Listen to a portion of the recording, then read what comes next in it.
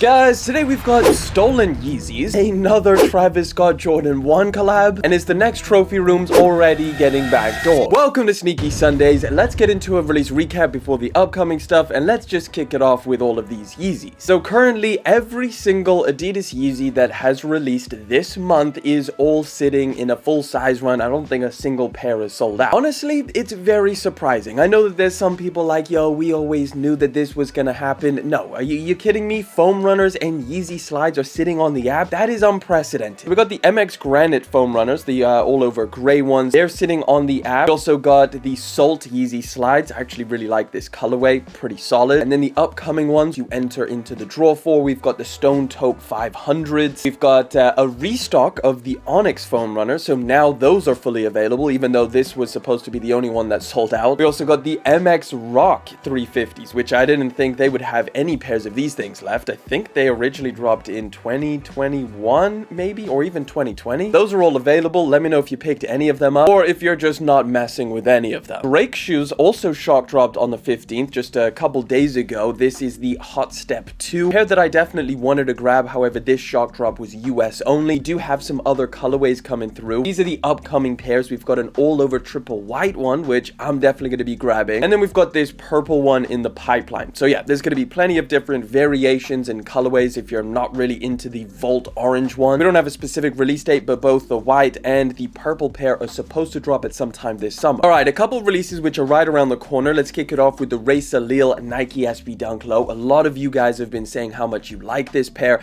I agree, it's a solid pair of dunks. Definitely a little bit more on the louder side. However, one thing that I really do like about these is this mid panel over here. How this leather is kind of embossed, just pressed in with this pattern. It's something that you don't often see on a Nike SB Dunk, so it's nice to have something a little bit different. This pair of dunks is pretty sick, and they're going to be dropping on March the 20th. But definitely the biggest sneaker release of this month, especially since the Travis Scott got pushed, of course, is the Trophyroom Jordan 1. Here we have the official images. They also did a little raffle through Trophyroom, so let me know if anybody managed to get those, but they're loaded up to the Nike Sneakers app, and surprisingly, quite a few other retailers as well. March the 21st is the Nike Sneakers app release date. The resale price on these is staying pretty high, which is not a good sign. But of course, we've got all of the rumors of these things being backdoored, and this isn't the only post, but I thought it was a good one that kind of, brought it all together. Early pairs floating around. Early pairs have been floating around for this specific pair of shoes for a while now. They're saying that Marcus Jordan is playing it smart this time. We got an image of all of the boxes. No idea where this is from or what reseller this is from. This is someone in the EU with a ton of pairs. Nevertheless, if you do manage to get these things for retail, let me know down in the comment section, because that would probably be a pretty big W. Count yourself pretty lucky. Whatever the stock is of this pair of shoes, probably just half that. Oh, we've got a leak of a Halloween sneaker, which is looking pretty cool. So take a look at this. So Vanessa Bryant revealed a Kobe 5 X-ray colorway. And these things are kind of following in the same suit as like the, the Air Force Ones. I really like the idea behind these. They also glow in the dark. So take a look at this shot over here of the underneath. Colorway is looking like it's going to be a mixture of like blacks and navy blues. Just imagine a Kobe 5 silhouette with this design. It's going to be dropping for $190. So as soon as we get any more images, I'll let you guys know. We've got some actual shots of one of the more anticipated sneakers dropping this year, the Air Jordan 4 White Thunder. These are going to be dropping August the 24th as of right now. These are the actual images of the pair. Basically just the regular Thunder pair of shoes, just with the white instead of the yellow. I'm really feeling these things. I know it's nothing crazy. It's the Thunder color blocking, but it's just insanely wearable. This is definitely going to be a pair that's on my radar. Pair of shoes I'm probably good on. Also dropping in August is the Air Jordan 1 High OG Black Metallic Gold. So gold is going to be covering the entire back panel and the Nike swoosh and the toe box. So basically bread color blocking, but just metallic gold. This is literally the only shot that we have of these things. Makes sense. The release is further down the line. Nevertheless, just wanted to show you this image. Let's keep it moving. Now, a pair of Jordan 1s I know you're going to be after is the Jordan 1 High Latte. Got a lot of people after these things. They're going to be dropping May the 29th. This is some of the images that we've been seeing for a while now. You can see like the latte inspired insole, which is pretty cool. These are the new images, looking like they're from a retailer because the release is somewhat close now. It looks like the leather is going to be pretty nice, at least for this white part. I would just expect somewhat the same exact quality that we got on the regular mochas, which wasn't that bad. It wasn't amazing. I want to hear from you guys. Are you after this pair of lattes, or do you already have the mochas, or are you just passing on brown Jordan 1s? Crocs is continuing pumping out the collaborations. We've got another one. This is a CLOT and Crocs collaboration coming soon, and they've got an entire collection. Last week we took a look at Futura Laboratories Crocs collaboration. They've got a couple pairs in the pipeline. So we've got two colorways over here. This one with basically a bunch of CLOT logos as all of the gibbet, and then the colorway seems to be pretty understated. And we've got this purple one which looks pretty cool as well. You can see same gibbet over here. Not bad. It doesn't look like it's anything too crazy, to be honest. I thought a CLOT collaboration could look a little bit wilder. They should be dropping at some point this year. No exact release date. Right, it seems like it's going to be getting a little bit repetitive when it comes to Jordan Brand, because we're going to be getting an Air Jordan 3 cement gray. We had the white cements last year, and now we're going to be getting the cement grays, and we're also going to be getting the black cements, which we'll talk about in a minute. But let's just take a look at these things because we do have some images. They're supposed to be dropping August the 31st, or just at some point in August. Basically, the white cements just with a darker color. You've got a very, very dark elephant print over here on the toe box around the back. You've also got a black or very dark gray sock liner. I mean, it's a solid colorway. I'm not saying it's bad, but I'm just saying, you know, it's getting a little bit repetitive. Speaking of Jordan 3s and cement variations, we're going to be getting a black cement Jordan 3 this year. And everybody was wondering, okay, this is part of the Reimagine series. Well, it turns out it's not going to be a Reimagine release, so you don't have to worry about them throwing suede material on here or anything like that. It's expected to be a true to the OG specification pair of 3s, so everything as close to the original as possible. They're not going to be adding any vintage details or, you know, aged leather or anything like that. I think people are going to be relatively happy about that because not a lot of people like the change, but we did get a retro of these not that long ago, just 2018, and those were true to the original as well. Either way,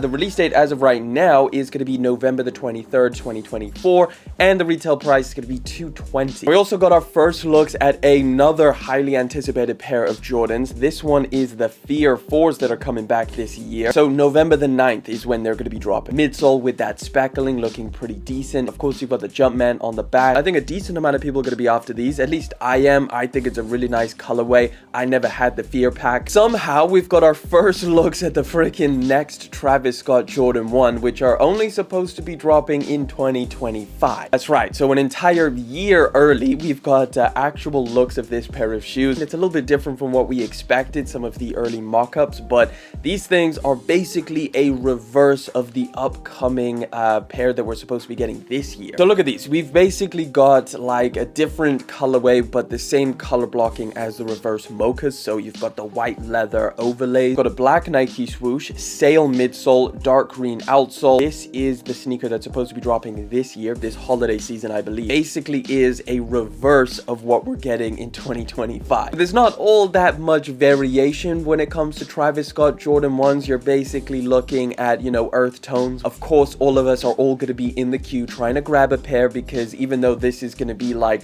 I don't know, the 6th, 7th, 8th Travis Scott Jordan 1 that we've got, most of us have never hit for retail. So as we know, Air Max Day is right around the corner. Nike's flagship sneaker that they're going to be unveiling is the Air Max DN. Well, we just got a post of every single colorway that exists on the Air Max DN, which I think the majority of them are going to be dropping on March the 26th. So I did a review of the Air Max DN. I actually think it's a solid pair of shoes. It's nothing crazy. It's nothing insanely innovative like they're saying in all of the marketing, but it's still a good looking and comfortable pair of Air Maxes. So take a look at this here. The main launch one is this black and purple one. That's what you see in all of the promo images. But we're also going to be getting a triple black, a light blue colorway, and white. That's one that I really like. Ton of different options to choose from. If you want to try out this pair of shoes, I do recommend it. I think it's not bad. If you want to check out the review, I'll put it up in the corner or down in the description. It's pretty cool. So as we know, the Nike Dunk silhouette is slowing down in terms of hype, or at least Nike has been pumping out so many different colorways and different pairs that,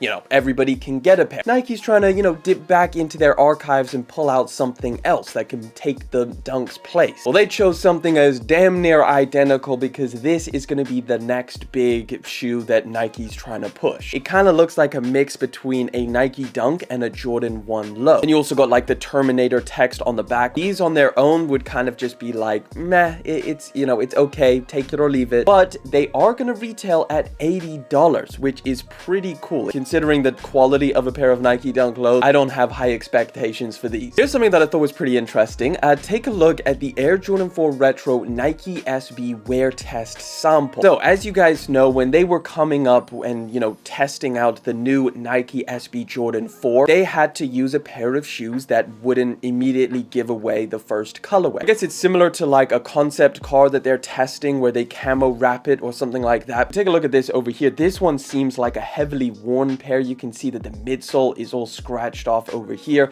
They were skating in it. I remember seeing this and everybody was like, yo, they're doing a Nike SB4 Black Cat version, and everyone was hyped for that. I mean, I'm happy with the pine greens for sure, but it would kind of be cool to get a SB4 Black Cat version. Either way, just wanted to show you these images. I think this is pretty dope, but let's keep it moving. All right, we finally got some clarification on this image right over here, the picture of Ye sat next to Adidas's CEO. So Bjorn Gulden, Adidas's CEO, recently did a whole press conference going over their financials, talking about Yeezy and potentially their upcoming collaboration with Taylor Swift. In summary, this article goes over a few key points. The first one being that Adidas posted its 2023 earnings on Wednesday, reporting its first loss in over 30 years. So he spoke about Taylor Swift. He said that some of you asked me yesterday if we could sign Taylor Swift. Bjorn Gulden said, I would love to. I don't know how I do it, but right now she's wearing some of our products from time to time, so that might help. If Adidas partnered with Taylor Swift, Ye would be going crazy. I don't know why they would even mention that if they don't have any communication with her at all or anything like that. So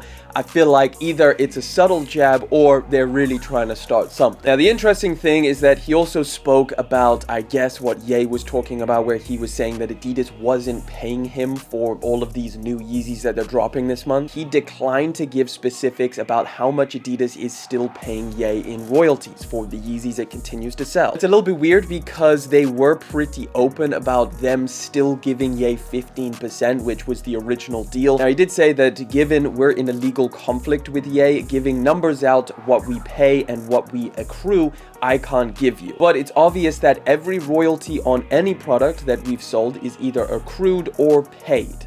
I can't say anything else. Now, he also spoke about the picture that they took together. Bjorn Gulden said that I met Ye at an airport in LA on the way back from the Super Bowl. Ye came up to me and I was sitting there with some German friends. Because he approached me, I talked to him. It was not a meeting and there was no business discussions. The contract is ended. We are selling off the inventory. Sticking with Yeezy brand, this next story is just so confusing and it's so random and weird. Basically, I don't know how many of you guys saw, there was this post put up on IG basically saying that there was going to be a bunch of Yeezy Gap products, the last in existence, that were all going to be sold for $20. I originally thought that this was going to be a Yeezy pop-up. Turns out this whole sale had nothing to do with Yeezy brand. So it was basically a collaboration pop-up between Urban Necessities and SRGN Studios. And they were basically doing this little sale in LA where they would, you know, have all of this Yeezy Gap products. Apparently there was 60,000 pieces of unreleased Yeezy Gap product, all priced at $20 each. Now, they posted this on Instagram, they gave out the location, and a bunch of people turned up. There was huge queues, and what actually happened was that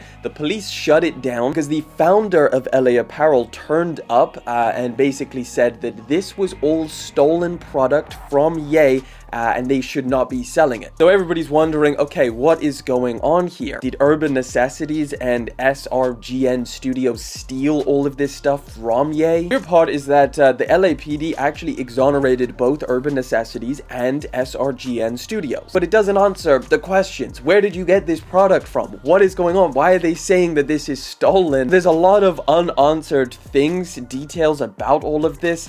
It's so weird and so random. I have no idea what's going on. So I don't know what's going to happen with all of this product now, where it's going to end up, but it's still bumping around and there's still different people trying to sell it off. Final story, we got a little update on the Nike and Bape lawsuit. So if you guys didn't know, out of nowhere, Nike decided to sue Bape after all of these years that Bape has existed. Nike finally said it's time. Now, after Nike produced that lawsuit against Bape, Bape came back and said that, nah, we're not having this. They sent a letter of dismissal to just shut down this entire thing. Well, guess what? Bape was denied motion to dismiss Nike's trademark lawsuit case. The court explained that Nike's certificates of registration articulate Nike's asserted trade dress, as it contains detailed written descriptions as well as diagrams that specifically denote which part of the trade dress are being claimed as distinctive. A pre-trial conference between both parties will take place on March the 14th, which was a couple days ago, 2024. We haven't had an update on that just yet. We may not see any more Bapesters. Either way, it's a very interesting story and I will keep you guys up to date. Guys, we do this every single week, so make sure you subscribe to the channel so you can always stay in the loop with the latest sneaker news, sneaker leaks and rumors, and all of the release dates. And click over there to catch up on last week's episode where we talk about the rumors of a Nike and Yeezy collaboration.